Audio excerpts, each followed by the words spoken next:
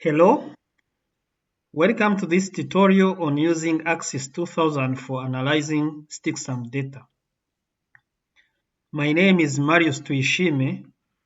For you who are users or are interested in using a STXM method, in this video I will give a brief introduction about the software, guide you on installation process, and I will show how to do data processing before one can do more advanced data analysis.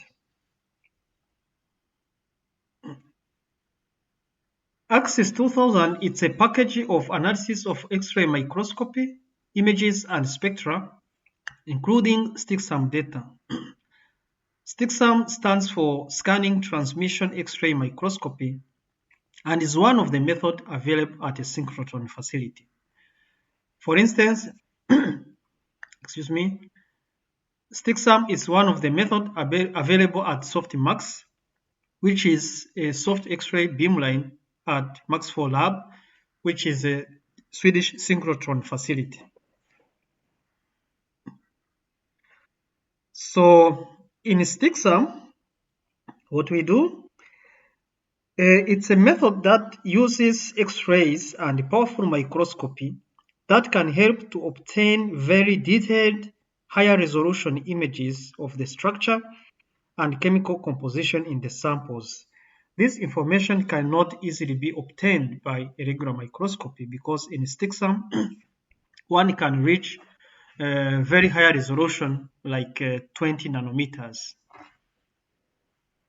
In this video and the following videos, I will focus on environmental samples, but the procedures of aXis2000 during data analysis can be applicable to other types of samples as well.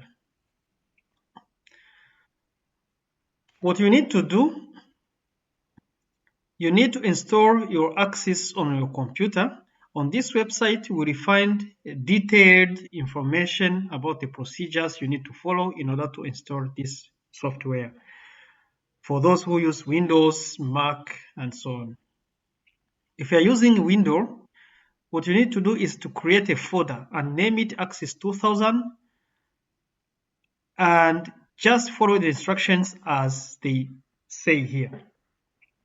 When you are done, download aXis2000 package, which is a zip file, and expand all the files in the folder that you have created on the C drive. Within the folder, there is a file called aXis2000.save, which is the IDL executable file. It means that you will need IDL license, so you need to write to the IDL people so that they can guide you on how to get the license and get the software running. So when you have your software installed correctly, you can open it, and it looks like this. This is the main window. On the top menu, there are several functions, data processing functions, and each function has tools that can help you to perform particular task. For instance, in reading, you can read a stack of images.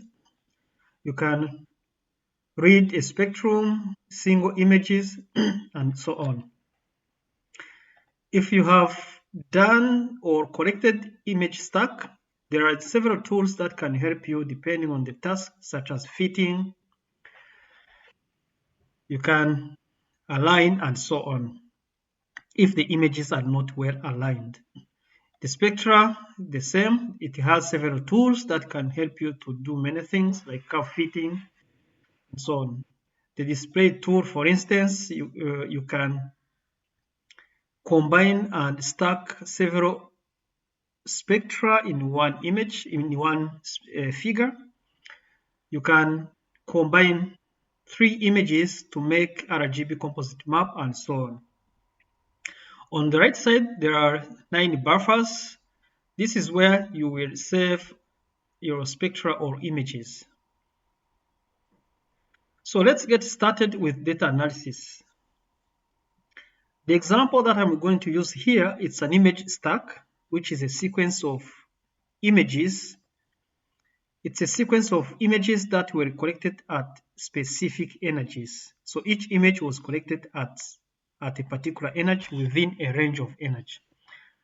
So at softmax, the microscope microscope produce data that are in the format of XIM. So this is how the raw data looks like, but all the information in these images is contained in a folder, HDR folder. So it's this folder that can be imported in the software. To import the software, to import this HDR file, which is image stack, you go to STXM SDF, and here a widget will appear, and you can browse to that folder. So it's already done here. So my sample is this one. This is the HDR file. I click on it and open.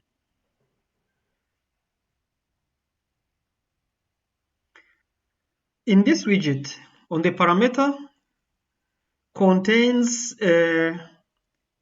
all the parameters and information about the data acquisition, such as energy range, the step size that we have used, information about the microscopy, and so on. If you are interested to only look at one image within an entire stack, you can go here. You can see those are several energies which correspond to images.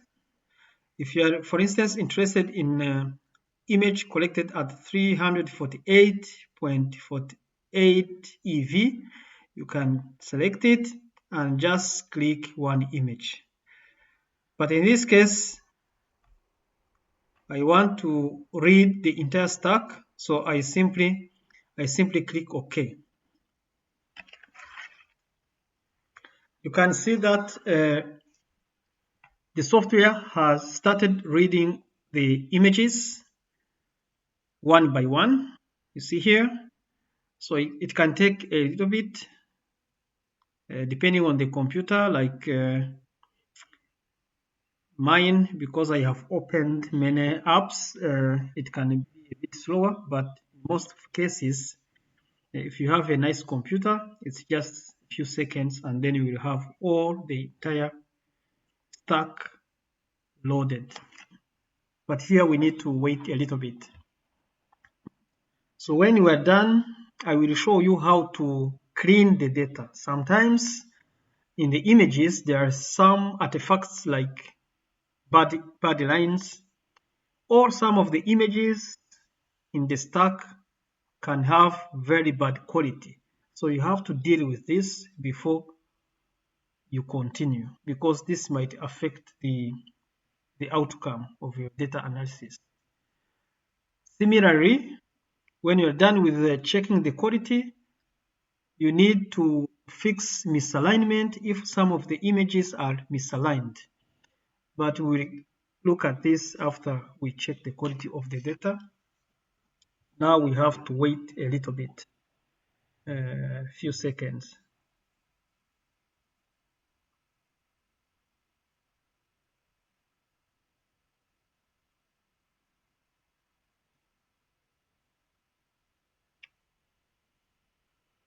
Almost there.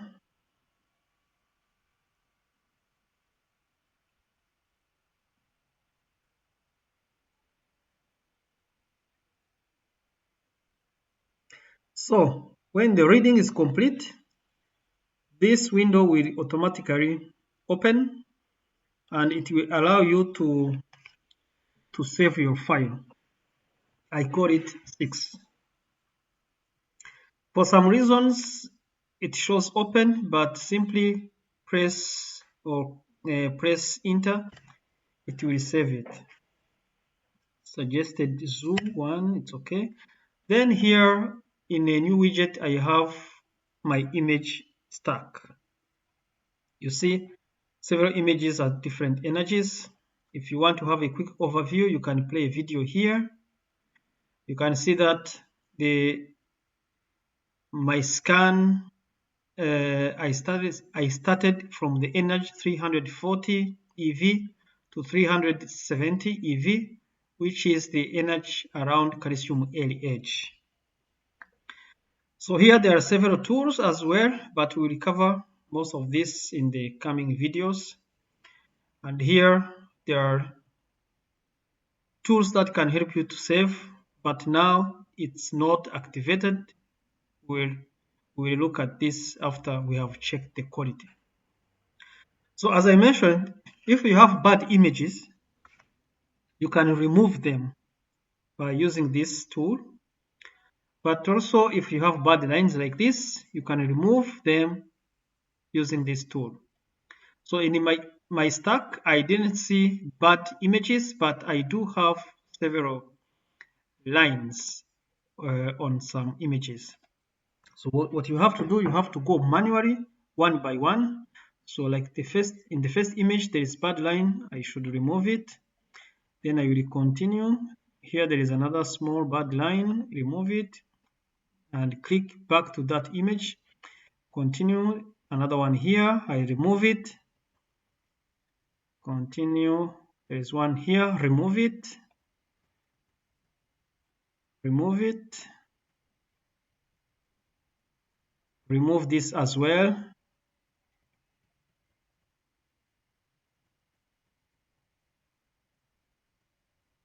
Okay. Okay, here there is another one. Remove it.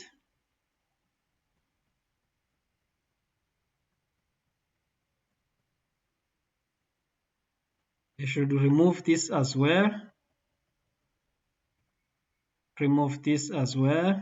Oh, another one. Removed. Removed. Removed. Removed. Removed. So now I'm done. I can check again. You see all the lines have been removed. So it's time for saving.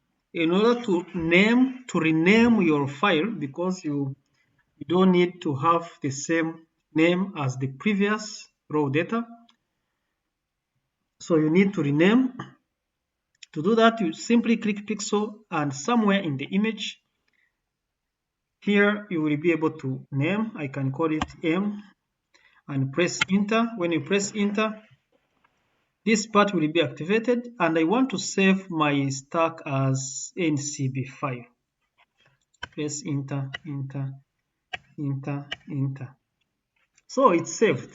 If you want to read your stack as NCB file, you will not use read anymore, but you will go here to the stack function, analyze stack process, then you can see your modified stack here. Read aligning file, no. So it's here. Now what we're going to do, now we're done with checking the quality by removing bad lines and also removing bad images, if any. So the next step we have to do is to align some images. During the data acquisition, there might be some misalignment with among the images, due, for instance, to the drift and so on. You have to ensure that all your images are aligned properly so that each pixel on one image occupies the same position for all images. This will help you to perform accurate data analysis. So to do alignment, we use stack analyze, and we use this tool Jacobsen stack analyze. So when you click there, a new widget will appear. Then you have to read your stack, clean one. Because it's saved as NCB file, we read aXis stack NCB file and clean one. So then we start the alignment. You go to the file, align stack. So in alignment, we always align image to its preceding. So here we check each preceding image, start aligning. On this figure, you will see that images are shifted and in X and Y, so we need to keep aligning the images until these two lines overlap. When you are done with one alignment, you need to save the new alignment and go back to analyze, go back to align stack, each preceding, start aligning, save new alignment, repeat the procedure, align stack, each preceding, start aligning,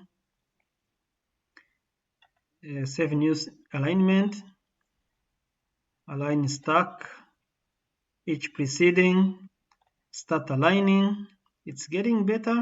Save new alignment and go back to stack analyze, align stack, each preceding, start aligning, almost there. Save new alignment, go back, stack align, each preceding, start aligning. So one more step, align stack, each preceding, start aligning. So now it's aligned. We have to save this new alignment, go back to stack analyze. So now we have our stack, which is where images are aligned. So we need to save this because this is the one that we'll use during data analysis. So to save it, you have to save it as NCB file here.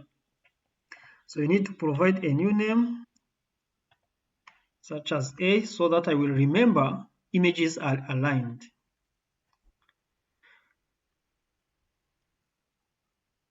So up to now, we have covered the basics of the software, aXis2000 package, and we have looked at how one can install the software. There is a website and there are instructions there on how you can install the program. Once you have it installed, then you can begin your data analysis. So we have also looked at how you can check the quality of your data and how you can correct misalignment if any, because this is needed in order to perform accurate data analysis. So I thank you very much for following in this video, and I invite you to also check the upcoming videos where we will start data analysis using the software. Thank you very much.